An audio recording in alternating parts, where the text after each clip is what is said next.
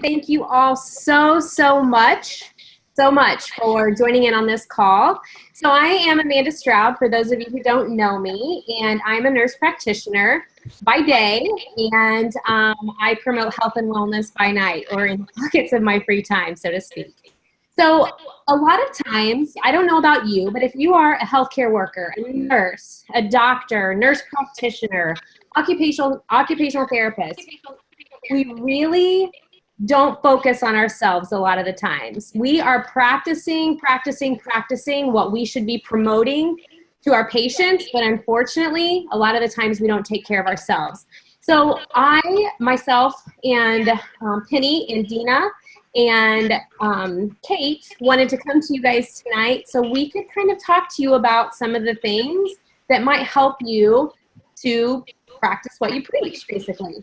So I can remember what it was like as a nurse in a busy ER, working night shift, not having any idea when I was going to get to sleep a solid 6 hours in the daytime, blacked out windows, or sleeping in the basement with foil over my windows, eating every meal out of a vending machine. How many of you have been there? Like, it's rough, right?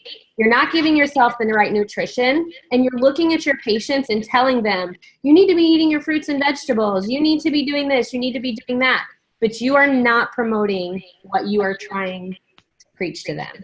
So today we are going to talk to you about a couple of the top diseases in our country that affect us and affect our entire nation, and we're going to talk to you about a couple of solutions as well. So I'm going to go ahead and share my screen. Let's see here. Can you see that? Yes. Okay, perfect. So the first thing I would like to do is, hang on just a second. Oh, where did it go? I cannot stop it. Let me try this again, because I just want you guys to know, first of all, we do not promote or tell you that we can cure any type of disease, okay? These are only solutions that we have found along the way that have worked for us. But again, we do not and cannot tell you that this is any way to treat or cure a disease. And I can't find the PowerPoint slide. That's not it. Oh my goodness, where did it go? I'm so sorry.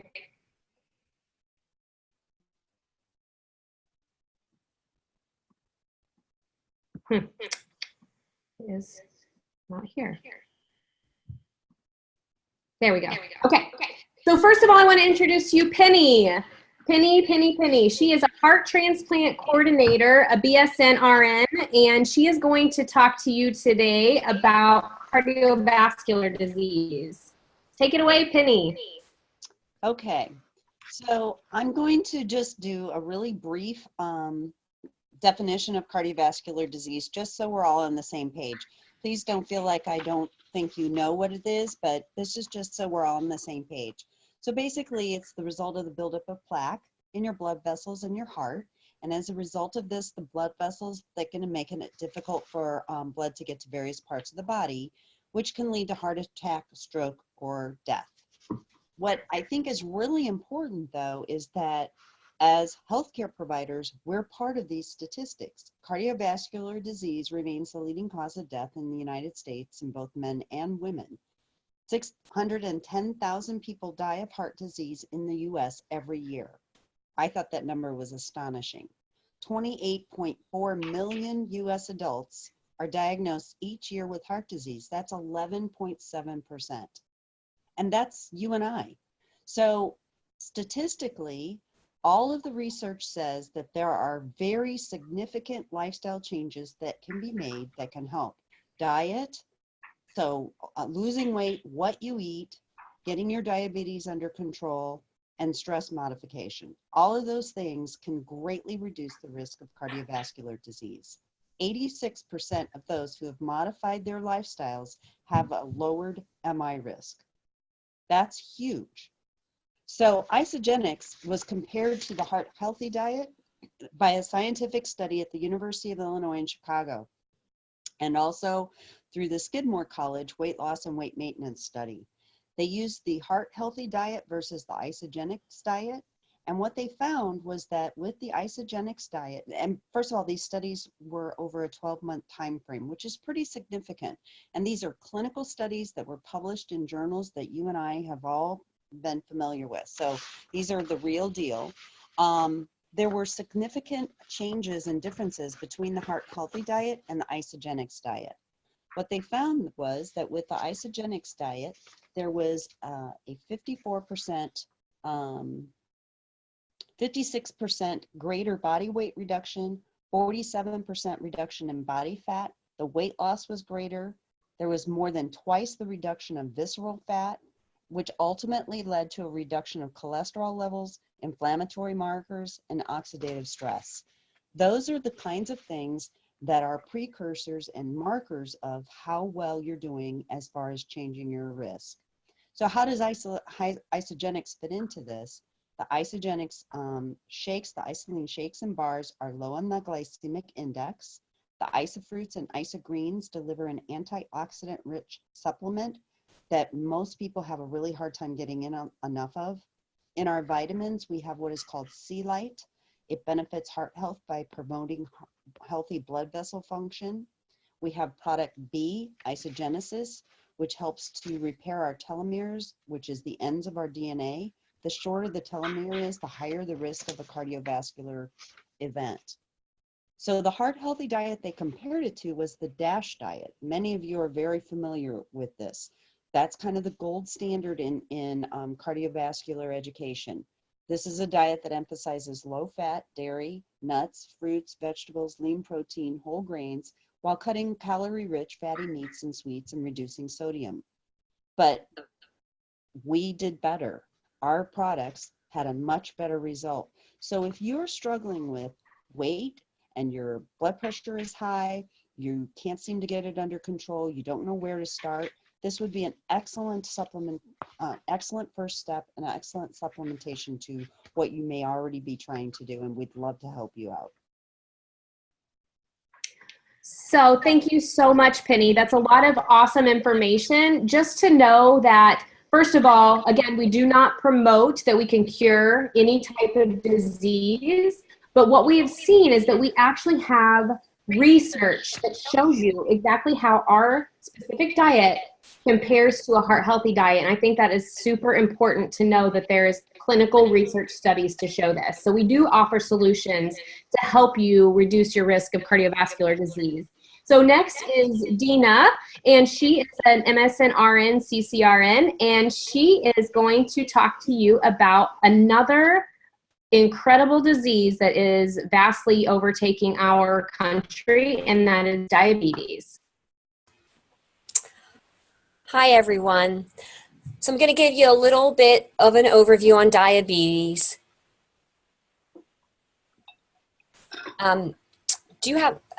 We'll start with this slide. All right. So what is diabetes? Diabetes is a group of metabolic diseases where that pancreas doesn't produce enough insulin, or it does not properly respond to insulin that is produced.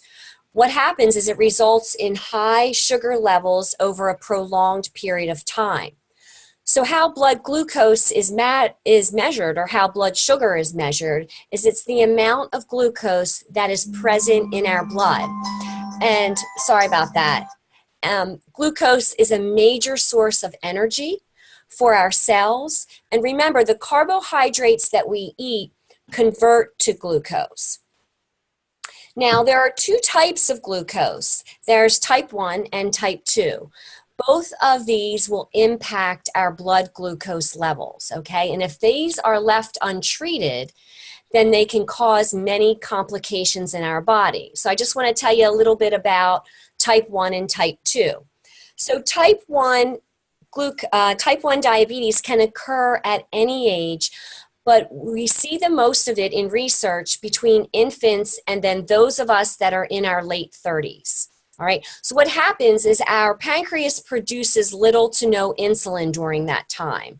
And our body's immune system is then destroying those insulin producing cells that are in our pancreas. All right, so those type 1 diabetics will use insulin as an injection, or some of those will use an insulin pump for their insulin control. Also, of course, exercise and healthy nutrition help to maintain. And then in type 2 diabetes, that usually develops after the age of 40, but research out there recently has indicated that it's now starting to appear more frequently in children. Now, our pancreas in a type 2 diabetic still produces insulin, but the body doesn't produce enough of the insulin, or it doesn't use that insulin effectively. Those diabetics will manage with nutrition control, exercise, hopefully, and sometimes they will be on an oral agent and sometimes insulin. Now, check out these statistics, right? An estimated 30.3 million people of all ages, that's 9.4 of our U.S. population has diabetes in 2015. Another 84.1 million of these patients or of people are pre-diabetic. So if we don't treat that pre-diabetes, it often leads to type 2 diabetes within 5 years. As we age, the percentage of those with diabetes increases. And look at that in children, 132,000 children and adolescents. These are kids that are younger than the age of 18 years of age are affected by diabetes. All right, that's huge. When we talk about diabetes, or we talk about maintaining our glycemic index, what does that actually mean? So glycemic index measures the impact that when we eat a carbohydrate producing food, what that has on our blood glucose levels, right? So out there in research, choosing foods with a low to a moderate glycemic index really matters. And it's going to provide our body with more energy, but it's going to sustain that energy evenly, and it's going to help us maintain a healthy weight. So when you consume a food, your body works really hard to digest that food, right? So you've just consumed it, the body is working hard to digest it. Those nutrients in your food are now released into our bloodstream, and they travel throughout our body, right? So different carbohydrate producing foods will produce different results. So if you have a carbohydrating food that has a high glycemic index, it's going to hit your bloodstream really quickly, and it's going to rush all of that sugar essentially into your bloodstream quickly.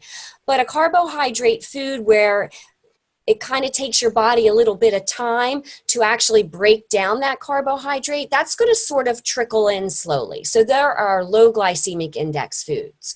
So what do you think? Can our body handle that high influx, or does it handle that low sort of trickle as it better for us? So it really can handle that low trickle in. So what are some of our low glycemic index foods, right? We want to help support effective weight loss and weight loss maintenance. So we focus on those low glycemic foods, whether they're vegetables, legumes, certain fruits, our quinoa. So those foods that are actually going to allow us to sustain the energy, maintain sort of that steady state, and it really does manage our appetite way better. So our isolene shakes and our isolene bar are considered low glycemic index nutrition. And that's what research is suggesting, that we eat those kind of foods. So what that means is it's not going to spike our blood sugar, right? So it's not going to have that great spike in blood sugar, but what it's going to do, it's going to deliver high quality protein. It's going to give us a complete nutritious meal with minimal calories, and then with no added artificial sweeteners, which is also really important. Our isolene bars have 18 grams of this great, awesome nutrition, and our isolene shakes have 24 grams. And that great whey protein has in that our branch chain amino acids, which help with our muscle development. Awesome. Thank you, Dena. That was amazing. That is so, so, so true. All right. So now it's my turn, right? So I am going to talk to you about a couple of different subjects tonight, and the first one of which is stress. So working, family life, just every single day bills, everything in your life causes you stress. Stress is a mental or emotional strain or tension that actually results from adverse or very demanding circumstances. You can have stress that is good. You can have stress that is bad. It can range from physical to emotional. But unfortunately, stress plays a huge part in everybody's lives. So there's different types of stress. There's survival stress. And what survival stress is like that fight or flight sensation when you feel your heart rate go up, you start to get sweaty. This is a response to any type of danger. Like it creates a burst of energy in your body. Internal stress, this is when you start to worry about things that you can do nothing about. You know, maybe somebody ran into your car and there's just absolutely nothing you can do about it because it's already happened. This is a type of internal stress. Or maybe you're worried about somebody that's, in your life that is going through something, but there's just nothing you can do about it. This is internal stress. Maybe you're worried about a patient who is there by themselves, and you can't do anything to help them except for be there for them. You can't help do anything because maybe they're on hospice. This is what could be considered internal stress. Environmental stress is stress that are the things that are around you: loud noises, crowds, pressure from your work, your home, or your family. And fatigue and overwork is another type of stress. And if you're in the healthcare field, the majority of the time, this is one of the biggest stressors you're going to see, and that's fatigue and overwork. We all work long hours. We work 12, 14, 16, sometimes 24-hour shifts. We see things that nobody ever wants to see. We deal with patients who are dying. We deal with patients who are very sick, and this really can weigh on us, okay? So this is just stress that can actually build up over time. So unfortunately, 75% of all Americans experience moderate to high levels of stress. That's a lot. That is a lot of stress. And that's not even just saying low stress, like things, your everyday easy stressors that you can relieve on your own by maybe meditation. This is high to moderate to high stress. 80% of workers feel stress on the job, and half of them report that they need help managing that stress. So that to me is very, very significant. We have people who are going to work every day who are stressed because they have to go to work, right? So they are stressed and they don't know how to manage this stress. Money and work are the leading causes of stress. We all need to work because we all need money, right? So they go hand in hand. Workplace stress actually costs more than $300 billion in healthcare bills alone. That is absolutely astonishing to me. $300 billion just to help people with workplace stress. So how does stress affect the body? So what happens is when you become stressed, cortisol, which is a hormone, is released into your bloodstream. Cortisol is actually called the stress hormone. So when you have increased cortisol levels in your bloodstream, it interferes with your learning and your memory. So you're probably not going to perform as well at your job as you should if you're under stress. It lowers your immune function. You're more likely to get sick, come down with a virus or any type of bacteria. It lowers your bone density. Isn't it crazy to think that stress can actually create low bone density? Also increases weight gain, it increases your blood pressure, and it increases your risk of heart disease. Another thing that stress can do is increase your risk of depression and mental illness. And this is a sad statistic. There are so many people in our country who walk around with depression and mental illness, and to think that if we were to help them to handle stress a little differently, maybe those statistics would be decreased a little bit. Another thing is that it lowers their life expectancy. if you're walking around constantly stressed, you're not having fun in life, unfortunately, and it shows in the long run. So what are ways you can decrease your stress? Exercise. You get out there and exercise, and you're going to decrease those cortisol levels. Meditation is a wonderful way to do this. Social connectivity. Just be around people. Laughter. Who doesn't love to laugh? The big belly laughs. No wonder it decreases stress. It makes you feel so good. Music. And my favorite, natural adaptogens. And we'll talk about those a little bit later. So how can we offer solutions that can help you reduce stress? And again, I have to express that we do not cure any disease. These are just solutions that we have found are helpful for us. So we are just giving you informed information so you can make your own decision about your health. But Ionic Supreme is one of our amazing products. I actually call this my anti-anxiety medication. It contains those natural adaptogens that I was talking about. This is something I take twice a day, in the morning, in the evening. If I don't take it, my kids are like, Mom, did you take that stuff today? Like, nope, sorry, better take that stuff. So natural adaptogens are actually plants that produce specific substances that were originally intended to help them adapt or overcome stress. So these are naturally occurring in our environment, and when you take them in, they amazingly reduce the cortisol levels in your blood. And what did I say about cortisol? When it's high, your stress, you're going to hold on to your body weight. You're going to just not feel good. So when you take in these natural adaptogens, you decrease those cortisol levels and you decrease your stress levels. Another awesome product that I like to use daily is Cleanse for Life. This actually helps to support detoxification. And with the detoxification, you're taking all of those toxins out of your body that bog you down, right? So we need detoxification. And the reason we need that is because we are constantly breathing in toxins in the air we breathe, the food we eat, the water we drink. So if you're able to flood your body every single day with natural botanicals to help you detox, then you have a better chance of decreasing your stress. So the next thing that all healthcare workers have to worry about is sleep deprivation. I will never forget what it was like to be on night shift with a brand new baby and sometimes go for 36 hours without sleeping. And I did it because I had to do it. I had to work. That is what it is about being a healthcare worker. So sleep deprivation is strictly lack of sleep, okay? Sleep deprivation actually affects 50 to 70 million people because 50 to 70 million Americans have a sleeping disorder. That is a lot of people.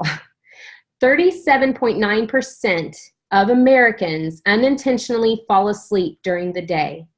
So that's me, that's you, that's us taking care of somebody's mom. That's us taking care of somebody's baby. We're falling asleep. We're falling asleep because we are sleep deprived. 4.7% of Americans fall asleep while driving because they are sleep deprived. That is me and you on the road after a night shift, driving home, or after we took a 2-hour nap during the day, driving our kids here or there. We're sleep deprived, okay? 3.5% of overall population of obesity in adults is attributed to short sleep patterns. That's astounding. 3.5% of the proportion of obesity in adults is attributed to short sleep patterns. So those who are sleep deprived have an increased risk of being obese. Americans filled more than 50 million scripts in 2008 for sleeping pills.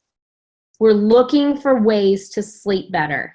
We need to sleep better. And unfortunately, we're going to the prescriptions. I am a healthcare worker. I am a nurse practitioner. But if I can offer somebody a natural solution, I'm going to do it. Okay? That's just my motif. That's what I'm going to do. So what does sleep deprivation do to our body? It causes fatigue and daytime sleepiness. It can cause weight loss or weight gain. It decreases our cognitive function. It gives us low sex drive. and it increases our risk of diabetes. So do we see how all of these things are tying in? Our lack of sleep, our stress, it's all tying into the things that are most prevalent in our country and in our world.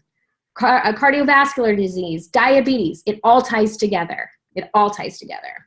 So it also affects levels of leptin and ghrelin, okay? Leptin is a chemical that tells our brains that we've had enough to eat, where ghrelin is an appetite stimulant. So what happens is when ghrelin is released, it leads to nighttime snacking, okay? And overeating. So this is what happens when we're sleep deprived. And it also promotes our body to release higher levels of insulin. And when we have, just like Dena said, higher levels of insulin in our blood, it promotes fat storage and leads to an increased risk of type 2 diabetes. So again, this is all tying together. It's amazing how it all ties together. So how can our solutions help with sleep deprivation? Well, let me tell you, after my first 5 days, I didn't realize that even after sleeping or after working a night shift and only getting 5 hours of sleep, how good 5 hours of sleep could feel when my body was detoxified. It was incredible, right? So the Cleanse for Life, again, promotes toxin removal. When you have those toxins out of your body works how it's supposed to. You get that REM sleep that is so important. The sleep spray. This is by my bed. My husband laughs at me when he hears that every night before I go to bed, right? Swishing it around in my mouth. I'm like, will you kiss me? Because one of these days I'm going to get him to try it. Not yet, but that is the best stuff. It supplies melatonin, which actually helps to govern the normal sleep-wake cycles, okay? And it also has a natural, when we age, our melatonin levels in our body naturally decrease. So this is something that's important for everybody. You have to watch it very carefully with children, and you should always ask your doctor before you start anything, especially when they're kids, any type of program, you should always talk to your doctor. Our shakes, okay? Our shakes, like Dena said and like Penny said, they're low glycemic, but they're full of protein. So calorie deficits, if we're not getting enough calories, they actually disrupt our normal sleep cycles. And when it is shown by research that when you have a protein source for breakfast, you're more likely to steer clear of those midnight munchies. Isn't that incredible? So one of our simple 24-gram protein shakes a day that are filled with those trace vitamins, minerals, and nutrients could actually keep you from getting those midnight munchies. How awesome is that? So another one is Brain Boost. This is one of my favorite products, okay? This has turmeric, ginkgo biloba, cytocholine. This helps to promote mental focus and concentration. So if you're tired, if you haven't had enough sleep, if you feel that brain fog, this is the perfect pill for you to use. It's a natural source that gives you that brain boost that you're looking for. It's amazing. I can't tell you the difference it made when I started using this, because when I would go to work, I could tell that fog. But when I started using this, everything was so much more clear. I could concentrate better. It was incredible. My favorite, okay, this last product, the Mom Bomb, the E-Shot. These are my best friend. These actually are natural sources that will not leave you jittery. They come from those natural adaptogens I was telling you about again, and the yerba mate. This actually provides a natural energy source, and it is, I just can't tell you, I'll drink 3 or 4 a day, not even gonna lie. So again, as a healthcare provider, as somebody who's in the healthcare field, we have to eat right. We have to practice what we're promoting. We need nutrition. We need to sleep. We need what we have to offer, because we have to show our patients the clear path to health. It's our job. It's our duty as a healthcare provider, okay? So now I am going to introduce you to Kate. Kate is a 3-star Golden Circle 1-star Crystal executive.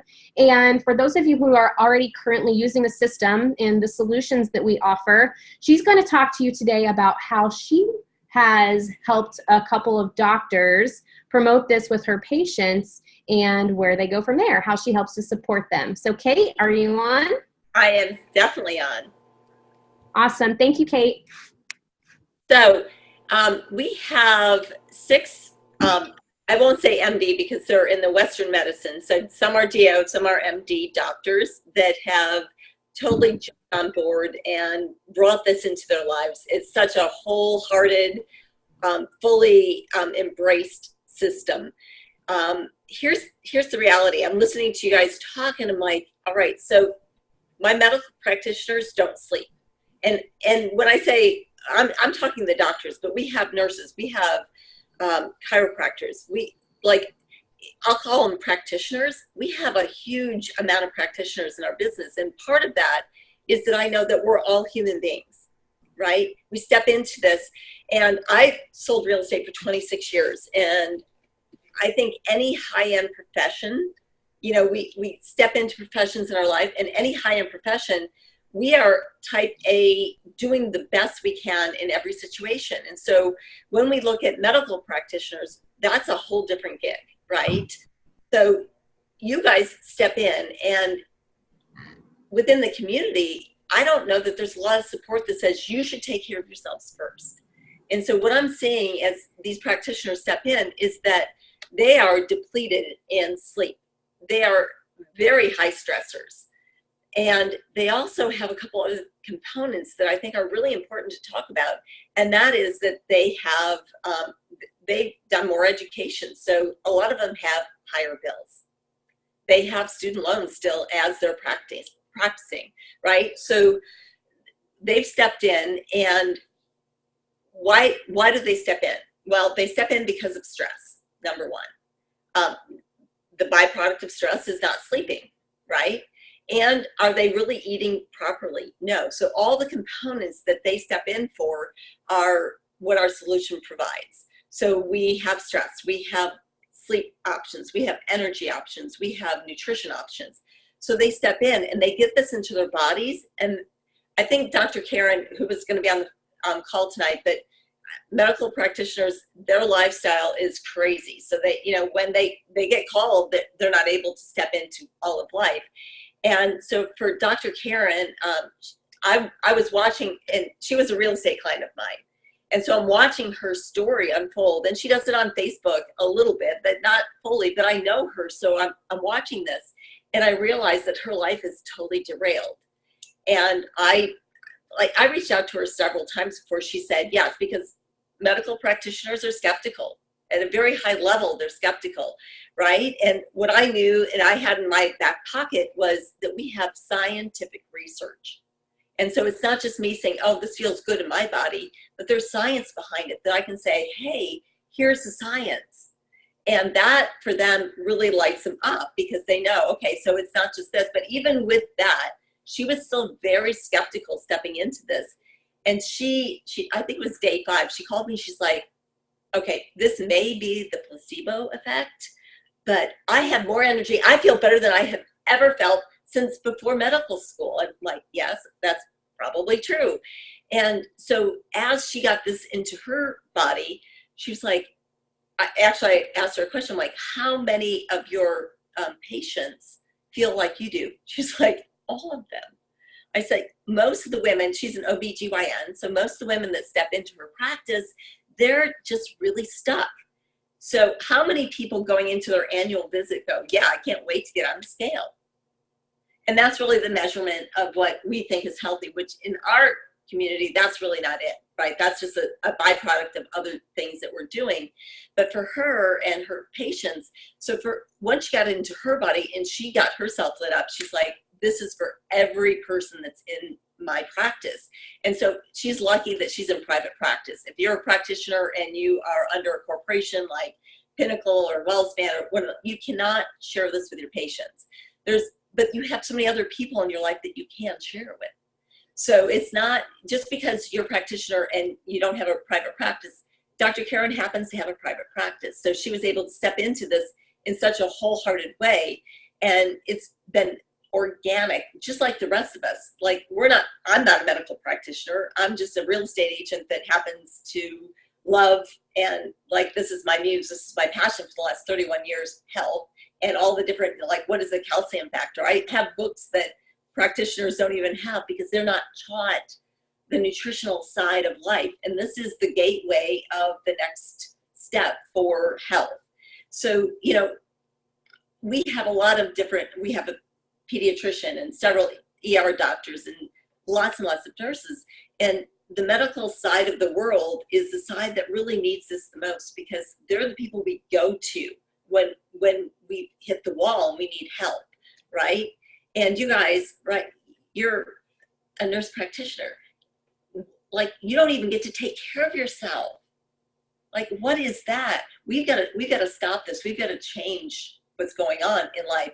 So our medical practitioners, Dr. Karen, Dr. Terry, Dr. Mark, Dr. Trudy, all these people, Dr. Jim, who's a chiropractor, who's just stepping in, and he's like, I don't have time. And I said, when was the last time you had a paid vacation?